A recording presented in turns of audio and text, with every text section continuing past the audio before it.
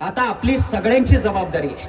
महाराज पुन्हा या मातीत जन्माला येतील की नाही माहित नाही, कदाचित येणारही नाही, पण आपल्या महाराष्ट्राच्या प्रत्येक घराघरात शिवरायांसारखं पोरगं आपल्याला घडवता आलं पाहिजे, शंभू राजांसारखं पोरगं आपल्याला घडवता आलं पाहिजे, तर या महाराष्ट्राच्या मातीत जन्मल्याचं आयुष्याचं सार्थक होऊ शकेल. आणि या ठिकाणी बऱ्याचशा माता माऊली आमच्या मुख्यमंत्री साहेबांच्या लाडक्या बहिणी बसल्यात. मला आवर्जून काही गोष्टी सांगायच्या.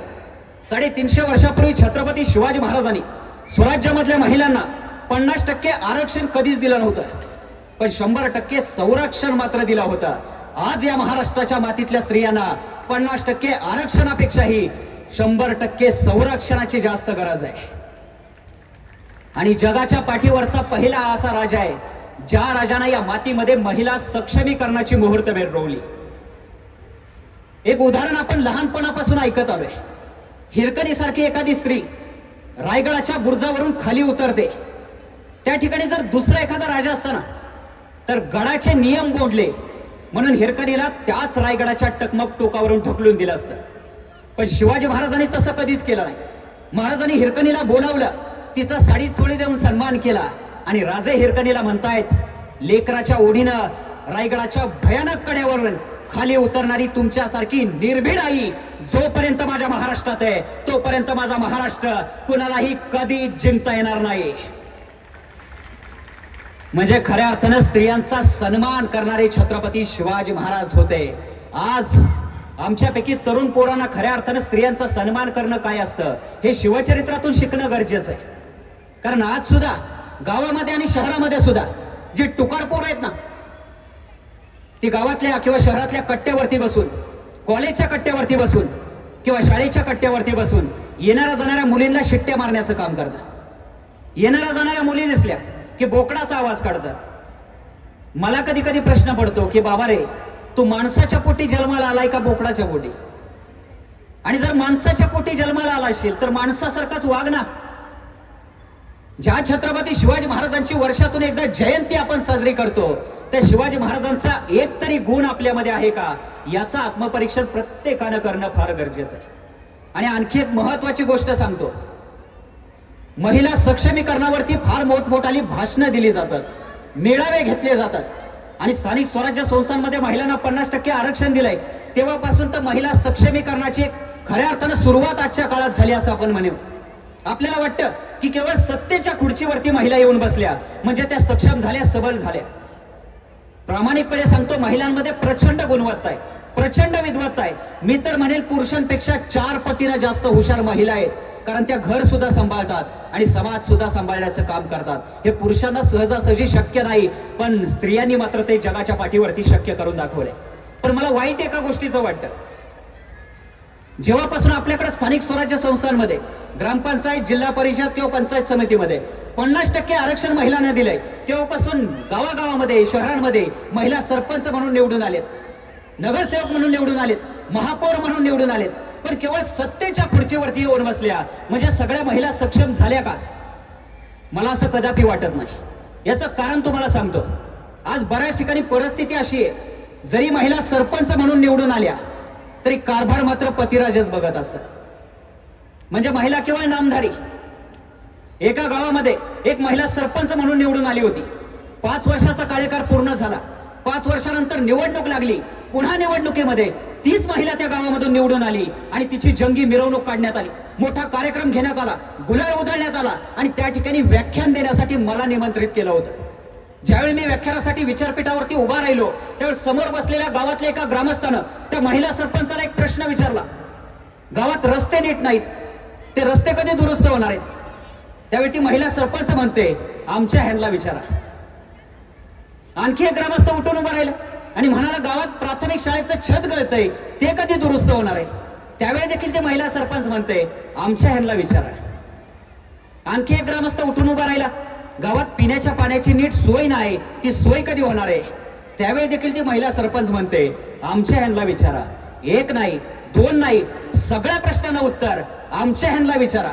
शेवटी वैतागलेला आणि मागं बसलेला एक ग्रामस्थ उठून उभा राहिला आणि म्हणाला, बाई तुम्ही सरपंच झाला कशाला?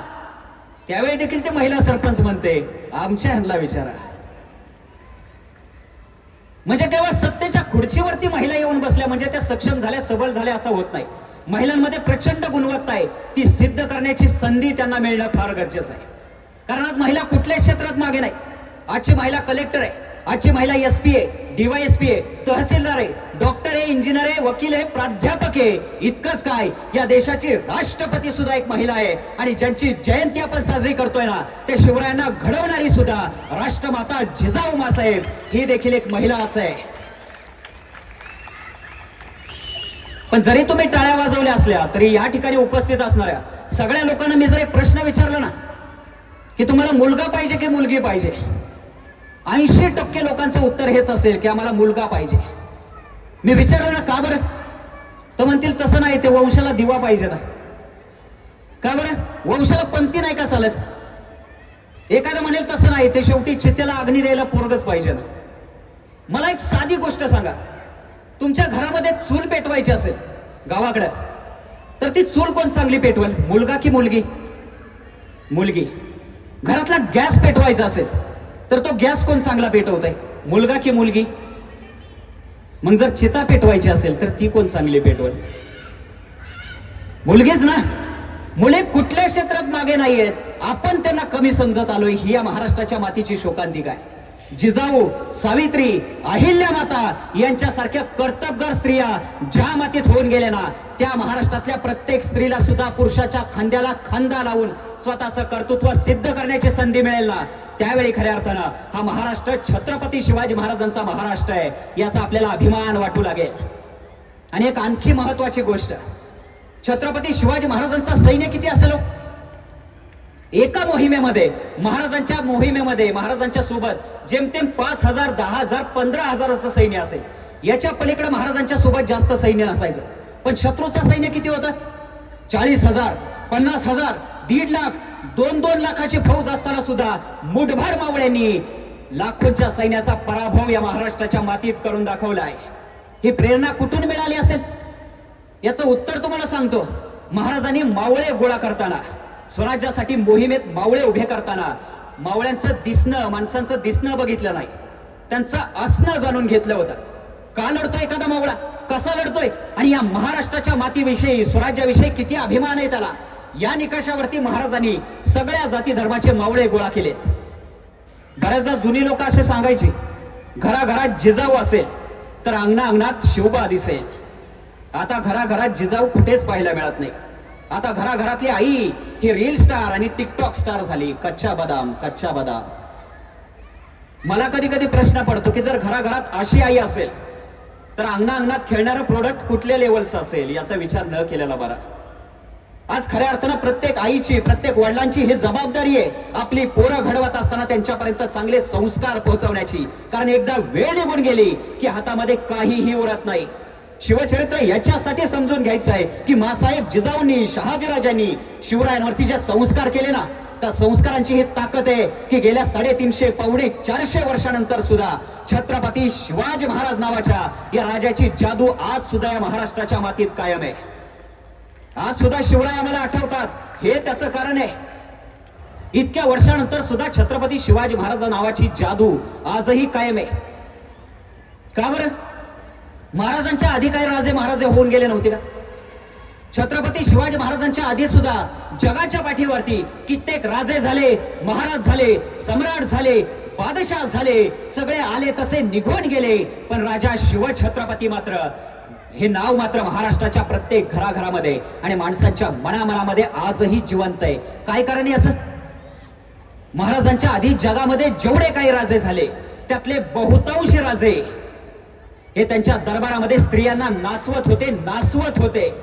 पण जगाच्या पाठीवरचा पहिला असा राजा आहे ज्या राजाच्या दरबारात कधीही स्त्री नाचली नाही, तर स्त्रीला फक्त सन्मान देण्याचं काम या राजाने केलं होतं. आपण अभिमानाने ही गोष्ट सांगतो की छत्रपती शिवाजी महाराजांच्या दरबारात एकदाही स्त्री नाचली नाही. त्याच शिवछत्रपतींच्या महाराष्ट्रात काय परिस्थिती आहे? सबसे कातील गौतमी पाटील असं म्हणत लावणीच्या नावाखाली अक्षरशः नंगा नाच मांडला जातोय. म्हणजे वाईट याचं वाटतं की आज या ठिकाणी शिवजयंतीचा कार्यक्रम आहे, या ठिकाणी जेवढे माणसं उपस्थित आहेत, याच ठिकाणी गौतमी पाटीलचा लावणीचा कार्यक्रम असताना उभं राहायला जागा उरली नसती, एवढी माणसं आली असती. या महाराष्ट्राच्या मातीची हेच शोकांतिका आहे. आज काय घ्यायचं हे जोपर्यंत आम्हाला समजणार नाही तोपर्यंत छत्रपती शिवाजी महाराजांच्या विचारांचा महाराष्ट्र या मातीत कधीच घडू शकणार नाही. छत्रपती शिवाजी महाराजांच्या आयुष्यातला एक एक प्रसंग सुद्धा आपल्याला जगण्याची प्रेरणा देऊन जातो. छत्रपती शिवाजी महाराजांसारखा राजा पुन्हा पुन्हा या महाराष्ट्राच्या मातीत जन्माला येणार नाही. पण शिवछत्रपतींचा इतिहास, त्यांचे विचार पुढच्या शेकडो नव्हे हजारो पिढ्यांना प्रेरणा देतील इतकी ताकद शिवचरित्रात आहे. पण मला वाईट या गोष्टीचं वाटतं, आपण केवळ शिवजयंती साजरी केली म्हणजे शिवाजी महाराजांप्रती आपली जबाबदारी संपली का? वर्षातून एक दिवस मोठी मिरवणूक काढली, डीजे लावला किंवा घरामध्ये शिवरायांचा फोटो लावला, गळ्यात शिवरायांचं लॉकेट घातलं किंवा भगवा ध्वज घेऊन शिवजयंतीला गावभर फिरलो म्हणजे आपली जबाबदारी संपली का? म्हणजे शिवराय आपल्याला कळाले का? अजिबात नाही. शिवरायांना डोक्यावरती घेऊन नाचण्यापेक्षा शिवराय आपल्या डोक्यात जण फार महत्वाचं आहे. आणि छत्रपती शिवाजी महाराजच नाही, या महाराष्ट्राच्या देशाच्या भूमीमध्ये जन्माला आलेल्या प्रत्येक महापुरुषाचा इतिहास आपल्याला प्रेरणादायी आहे. एक साधा प्रसंग सांगतो. शिवकाळानंतरचा एक प्रसंग आहे. पानिपतच्या समरभूमीवर नरवीर दत्ताजी शिंदे रक्ताच्या थरोळ्यात पडले होते. त्यावेळी विश्वासघातकी नजीब खानानं हसत हसत विचारलं, क्यों दत्ताजी और लढोगे?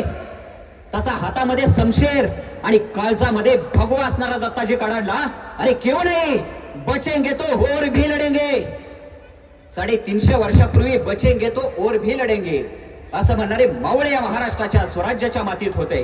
आज मात्र बचेंगे तो और भी पियेंगे असं म्हणणारे कावळे आपल्या घराघरात जन्माला यायला लागलेत. ही आमची सगळ्यात मोठी शोकांतिका आहे. अरे सुपारीच्या खंडाचं व्यसन नव्हतं शिवाजी महाराजांना. आज आपल्या पोरांची अवस्था काय?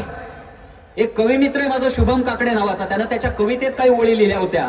राजे तुम्ही उभ्या आयुष्यात जेवढे बदाम खाल्ले नसतील तेवढे बदाम आजच्या मावळ्यांनी गडकिल्ल्यांवर कोरले असतील. अरे गडकिल्ले हे प्रेम आणि पार्टी करण्याची जागा नाहीये बांधवांनो.